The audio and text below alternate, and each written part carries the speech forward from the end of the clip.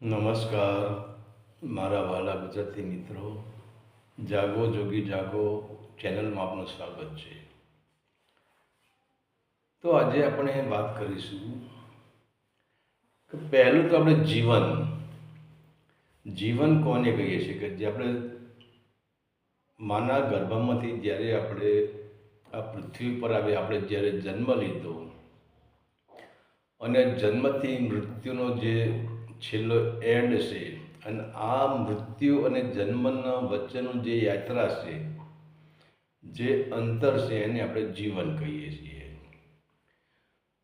તો ખરેખર આપણે એ જાણવાની કોઈ દિવસ હજુ કોશિશ કરી કે જીવનનો સહારો કોને કહેવાય, જીવનનો સહારો શું છે, જીવનનો આધાર શું છે, જીવનને ટેકો આપવાવાળું કોણ છે, અને સાચો ટેકો જીવનનો કયો છે. ટેકો એટલે સહારો. આપણે જોઈએ કે જ્યારે બાળક જન્મ લે છે ત્યારે એને સહારાની જરૂર પડે છે, અને એનો સહારો એની શરૂમાં એના મા બાપ એને સહારો આપતા હોય છે. અને ત્યાર પછી ધીરે ધીરે જેમ બાળક મોટું થતું જાય એમ એના દાદા હોય કે એની દાદી હોય કે એના પિતા હોય એને આંગળી ચલાવીને સહારો આપીને એને ચાલતા શીખવાડે છે. ત્યાર પછી એ બાળક આગળ વધે છે, અને ત્યાર પછી એ સમાજનો સહારો એને લેશે. બીજા બધા કુટુંબના સહારા મળી જાય છે, સમાજના સહારા મળી જાય છે, પરિવારના સહારા મળી જાય છે. અનેક પ્રકારના સહારા એ બાળકને પછી મળવા માંડે છે. ત્યારે પછી બાપ એવો વિચારતો હોય છે કે આ દીકરો મારો મોટો થશે અને મારી સેવા કરશે, તો બાપને પછી દીકરાનો સહારાની એક આશા રાખે છે. માતા પિતા બંને દીકરાની આશા રાખતા હોય છે, દીકરાના સહારાની આશા રાખતા હોય છે. પરંતુ આપણે કોઈ દિવસ વિચાર કર્યો છે કે જ્યારે એ જ દીકરો, આપણે જેની પાસે સહારાની આશા રાખીએ છીએ, એ જ દીકરાને જ્યારે એનો આપણે અભ્યાસ કરાવીએ છીએ, આપણે દુઃખ વેઠીને એને પોષણ આપીએ છીએ, એનું પાલન પોષણ કરીએ છીએ, એના પાછળ પણ આપણો સ્વાર્થ જ પડેલો છે કે આપણો મોટો થઈને આ દીકરો મારી લાકડી બનશે, મારો સહારો બનશે, મારો ટેકો બનશે. પણ આપણે વિચારતા નથી કે જેમ દીકરાના લગ્ન થઈ ગયા પછી એની બે આંખો છે એવી ચાર આંખો ભેગી થાય છે. બે આંખો દીકરાની અને બે આંખો એની પત્નીની, એમ ચાર આંખો ભેગી થાય છે. અને ત્યાર પછી કહેવાય છે કે દીકરાનું લક્ષ્ય, જ્યારે દીકરાના લગ્ન નહોતા થયા ત્યાં સુધી એનું આકર્ષણ મા બાપ પ્રત્યે થોડું હતું જ, પણ લગ્ન થયા પછી એના આકર્ષણમાં બે પણું આવી જાય છે. એક બાજુ એની પત્નીનું લક્ષ્ય હોય છે, અને ત્યારે પછી મા બાપ તરફનું આકર્ષણ ધીરે ધીરે તૂટે છે. એટલે તમે જુઓ, કોઈ પણ મા બાપ હોય એ 40 થી 45 વર્ષ પછી દીકરાને એનું આકર્ષણ ધીરે ધીરે તૂટતું હોય છે. એનું કારણ એક જ હોય છે કે 40 થી 45 વર્ષે દીકરાના લગ્ન પણ થઈ જાય છે અને દીકરાને ત્યાં સંતાન પણ થઈ જાય છે.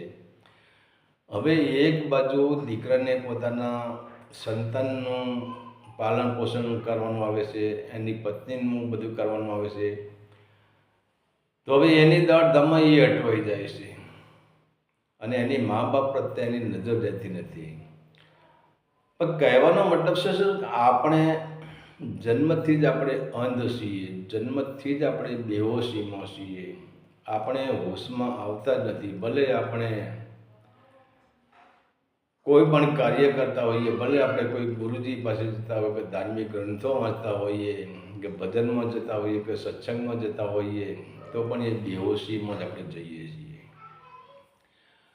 અને એ જ આજે તમે જુઓ, એ બેહોશીની આજે એટલી બધી બેહોશી છવાઈ ગઈ છે કે લોકો આજે સંપત્તિને સહારો માની રહ્યા છે, પૈસાને સહારો માની રહ્યા છે, કુટુંબને સહારો માની રહ્યા છે, સમાજને સહારો માની રહ્યા છે, ભાઈને સહારો માની રહ્યા છે. એટલે કે બહારના જે વિષયો છે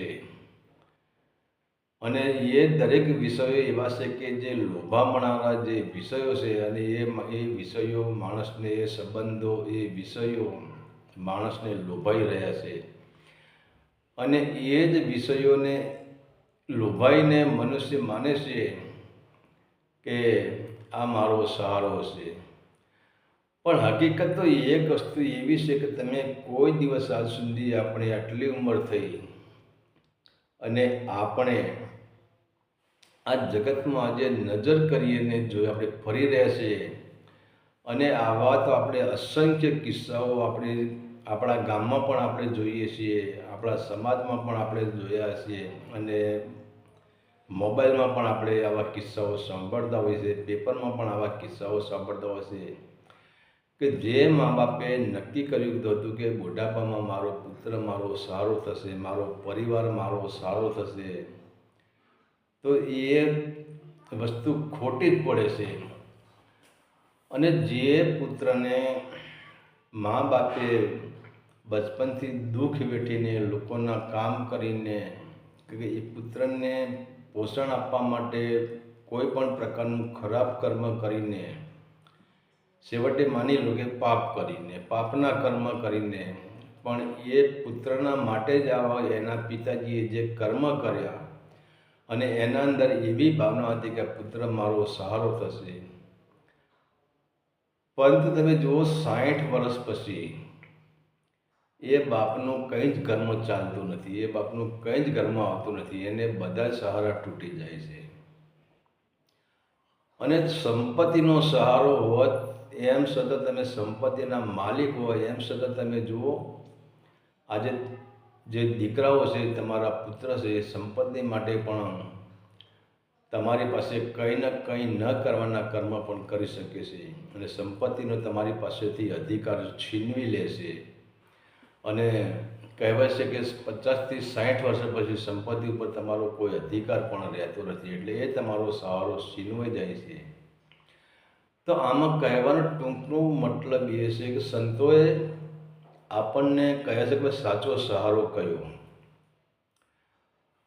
અને આપણે જોઈએ છીએ કે આજ સુધી આપણે કેટલાય માણસોને આ ખભે ચડાવીને આપણે સ્મશાનની યાત્રા કરાવી દીધી છે.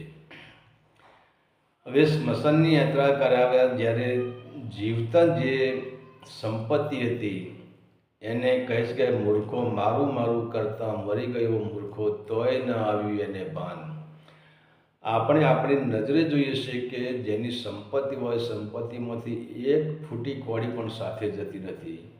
અને આ જગતના તમામ પ્રકારના આપણા જે સહારાના અરમાનો હોય છે કે આ મારો સહારો બનશે, પેલો મારો સહારો બનશે, પેલો મારો સહારો બનશે, એ તમામ પ્રકારના જે આપણે સહારાના અરમાન આપણે જે લઈને બેઠા હોઈએ છીએ અને છેવટે તમે જુઓ તો ખરા આ જગતના તમામ પ્રકારના જે સહારા એ છૂટી જાય છે. અને આ જગતનો કોઈ પણ એવો સહારો નથી કે મૃત્યુ પછી પણ તમારી સાથે રહી શકે. કારણ કે તમે સંપત્તિને જુઓ, સંપત્તિ તમારા મૃત્યુ સુધીની જ છે. તમારી સંપત્તિના તમે માલિક ખરા, પણ સંપત્તિ તમને જ્યારે 60 વર્ષ થાય છે પછી એ સંપત્તિ તમારી હોવા છતાં પણ તમે એનો ઉપયોગ કરી શકતા નથી. એના હકદાર આપણા બાળકો થઈ જાય છે, આપણા દીકરાઓ થઈ જાય છે, આપણા પુત્ર થઈ જાય છે. અને આપણે જે શરીરનો જે મોહ રાખીએ છીએ કે હું આમ છું ને, હું તેમ છું ને, હું બળવાન છું ને, હું આટલું આમ કરી શકું ને, આટલું હું તેમ કરી શકું. આ જે શરીરના આપણે હવે વિચાર તો કરો, જગતની સંપત્તિ આપણને સહારો કરતી નથી, તો આપણું શરીર આપણને ક્યાંથી સહારો કરવાનું છે? અને આપણે જે શરીરનો આ દેહનું અભિમાન કરીએ છીએ, શરીરનું અભિમાન કરીએ છીએ અને આપણે શરીરનો જે અહંકાર કરીએ છીએ અને એ જ કહેવાય છે કે 60 વર્ષ પછી આ દેહરૂપી જે તમારો સહારો હતો એ પણ ધીરે ધીરે છૂટવા માગે છે અને છૂટી જાય છે. અને ત્યારે પછી તમારે 2 પગ હોય તો 3 પગ કરવા પડે છે, એટલે કે હાથમાં લાકડી લઈને ચાલવું પડે છે, કાં તો હાથમાં ઘોડી લઈને ચાલવું પડે છે. તો ધીરે ધીરે તમારો જે દેહનો સહારો છે એ પણ છૂટી જાય છે.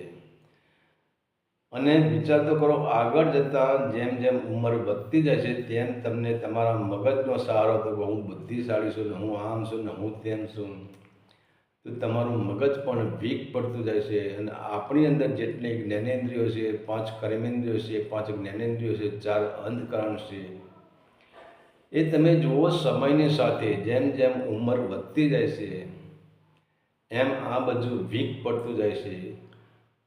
અને એક તો આપણે બેહોશીના કારણે આપણે જોઈ શકતા નથી, પણ જો આપણે હોશમાં આવીને આપણા ચહેરા જોઈએ તો આપણો ચહેરો સેકન્ડે સેકન્ડે પરિવર્તન થાય છે. જ્યારે તમે વિચાર કરો, જ્યારે તાજું જન્મેલું બાળક હોય એ બાળક આપણને ખીલેલા ફૂલ જેવું દેખાય છે, ગુલાબના ફૂલ જેવું દેખાય છે, ખુશ્બુદાર ફૂલ જેવું દેખાય છે.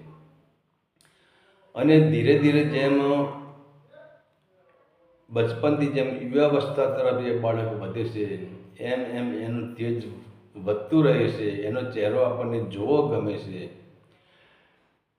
પરંતુ જેમ આપણે જોઈએ કે જે સવારે સૂર્ય ઉગે છે, સવારે સૂર્યોદય થાય છે અને 12 વાગ્યા એટલે સૂર્ય મધ્યાંતરમાં આવે છે, અને 12 વાગ્યાથી સાંજે 6 વાગ્યા પછી એટલે કે 12 વાગ્યા પછી સૂર્ય આથમમાં બાજુ થાય છે, એટલે સૂર્ય અસ્ત તરફ જાય છે.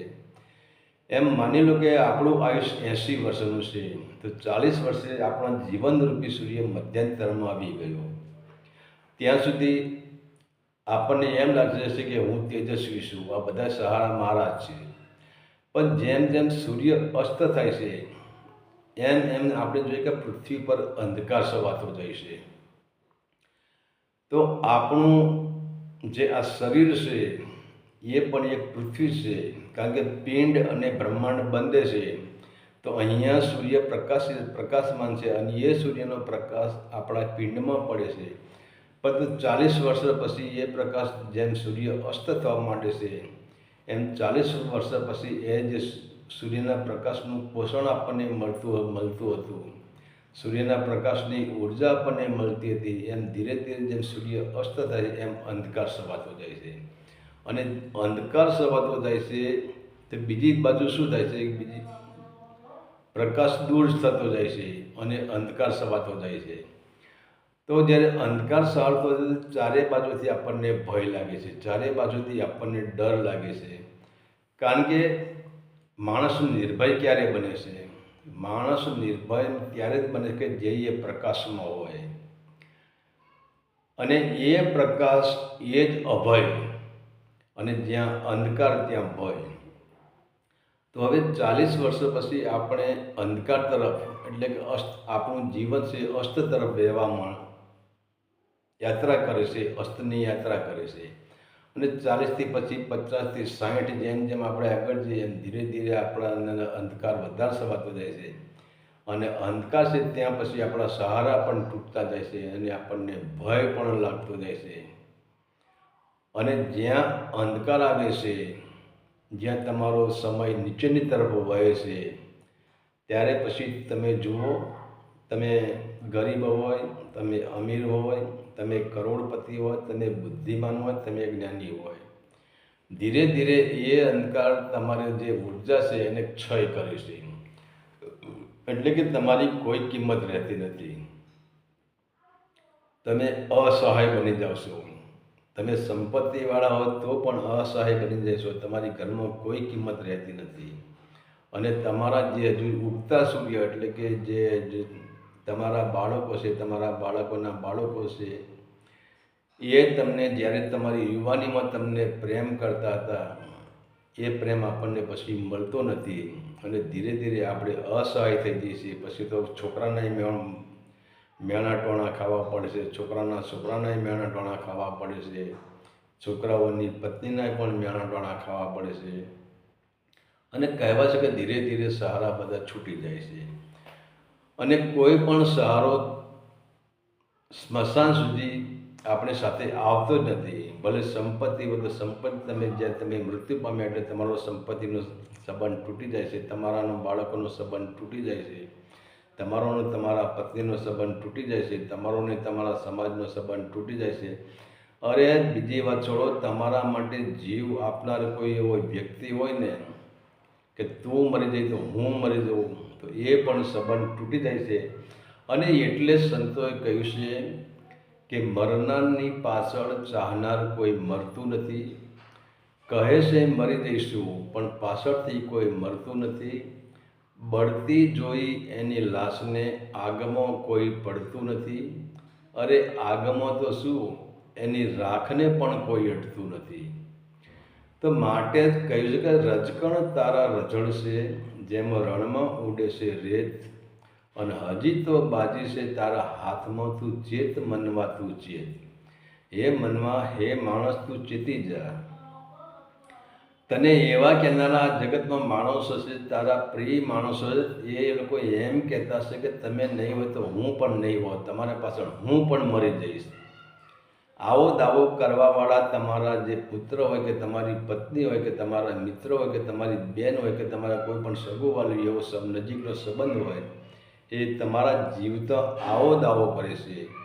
અને એ જ માણસોને જ્યારે તમારા શબને, તમારા મરદાને, તમારી ડેડ બોડીને જ્યારે સ્મશાનમાં લઈ જઈને આગ ચાંપવામાં આવે છે ને, ત્યારે એ બળતી જોઈ એની લાશને, તમારી લાશને જ્યારે ભળભળ કરી દે, અગ્નિ આપી દે અને બળતી લાશને જુએ, તો તમારો કોઈ સહારો એ આગમાં કૂદી પડતો નથી. અને પસ્તાવો કરતો કે તમારા વિના હું મરી, તમારા કહેવાવાળા કે તમારા પાછળ હું મરી જઈશ, એવો એક પણ માણસ આગમાં પડતો નથી. અને જો એ માણસ આગની તો વાત છોડો, પણ તમારી રાખને પણ એ માણસ અડવા તૈયાર નથી. તો કહેવાનો મતલબ બધા સહારા છૂટી જાય છે. અને તમે જુઓ તો ખરો, સ્મશાનમાં તમે કોઈ દિવસ રાખનો ઢગલો જોયો? ના. કારણ કે એ જ રાખ પવનના સુસવાટે, એ રાખ ક્યાંયની ક્યાંય ઉડીને જતી રહે છે. તો તમે પોતે જીવન કોને, તમે શું કોને તમે જીવન કહો છો? આજે જન્મથી મૃત્યુનો તમે જે જીવન કહો છો, અને એ જીવનનો અંત તમે જુઓ, એ તમારી રાખ પવનના સુસવાટે ક્યાંય ઉડી જાય છે, તમારું ક્યાંય નામ નિશાન રહેતું નથી. તો પછી આ જગતનો સાચો સહારો કયો? અને એવો તે કયો સહારો છે કે જે અંત સમયે પણ તમારો સાથ ના છોડે? આપણે જોઈએ કે પડસાયો, આપણે પડસાયાને આપણો મિત્ર માનીએ છીએ, પણ આપણી એ દૃષ્ટિકોણ આપણો પણ ખોટો છે. પડસાયો એક જ દિશામાં હશે, અને જો ચારે બાજુ તમે પ્રકાશ થઈ જાઓ કે તમે પૂરેપૂરા અંધકારમાં જતા હોય, તો એ પડસાયો પણ પૂરો થઈ જાય છે. પડસાયો પણ તમારો સહારો તમને આપતો નથી. તમારું શરીર પણ તમારો સહારો તમને આપતું નથી. તમે જેને 5 જ્ઞાનેન્દ્રિયો અને 5 કર્મેન્દ્રિયો અને તમારા 4 અંતકરણ, એટલે કે મન, બુદ્ધિ, ચિત્ત ને અહંકારનો જેને તમને અભિમાન છે, તમને ગર્વ છે, એ પણ તમને સહારો આપતો નથી. તો બહારના જે બહારના સહારા છે, એ બધા જ એક દુઃખ છે. બહારના સહારા છે એ બધી વેદના છે, એ બધો એક માથે બોજ. જેમ કહેશે કે ઉપાડી ગાંસડી વેઠની રે, કેમ નાખી દેવાય, કેમ નાખી દેવાય. આપણે કોઈ વેઠિયાનું કામ કરીએ અને જેને આપણે ગાહડી આપણા માથે, જે આપણે વેઠની ગાહડી મૂકી છે, વેઠનો બોજો જે આપણા માથે મૂક્યો છે, જે બોજો આપણો પોતાનો જ નથી, એ બોજાને આપણે પોતાનો માનીને ચાલી રહ્યા છે. આજે જેને માથે સંપત્તિનો બોજો છે, જેની માથે સત્તાનો બોજો છે, જેની માથે પદનો બોજો છે, જેની માથે ડિગ્રીનો બોજો છે, આ કોઈ બોજો તમારો નથી. અને આ કોઈ બોજો તમારો સહારો થવાનો જ નથી. તો હવે આપણે નક્કી કે સાચો સહારો કોનો? અને ભવિષ્યમાં તો એકલા તો તમારે પડવાનું જ છે. તમે લાખ કોશિશ કરો, પણ તમારે એક દિવસ એવો આવશે કે એકલા જ આવ્યા મનમાં, એકલા જવાના, સાથી બીના, સંગી બીના, એકલા જ જવાના. તમે એકલા જ આવ્યા છો અને તમારે એકલાને જ જવાનું છે, અને એકલાના જવામાં બધા સહારા છૂટી જવાના છે. તો સાચો સહારો કયો? સાચો સહારો એ જ છે મનુષ્યને કે સત્યનું બાથું. અને હવે એ સત્યનું બાથું એટલે કે જે આપણી અંદર જે આપણી ચેતના છે, એ ચેતનાને જેને શુદ્ધ કરી, જેની ચેતના શુદ્ધિ થઈ, એ જ સત્યનું ભાથું, કે જેના અંદર સ્વયં જ્યોત પ્રગટી ગઈ, જેના અંદર સ્વયં પ્રકાશ થઈ ગયો, જેના અંદર સ્વયં જ્ઞાનનો પ્રકાશ થઈ ગયો, જેને પોતાને જાણી લીધો, એ જ સાચો સહારો.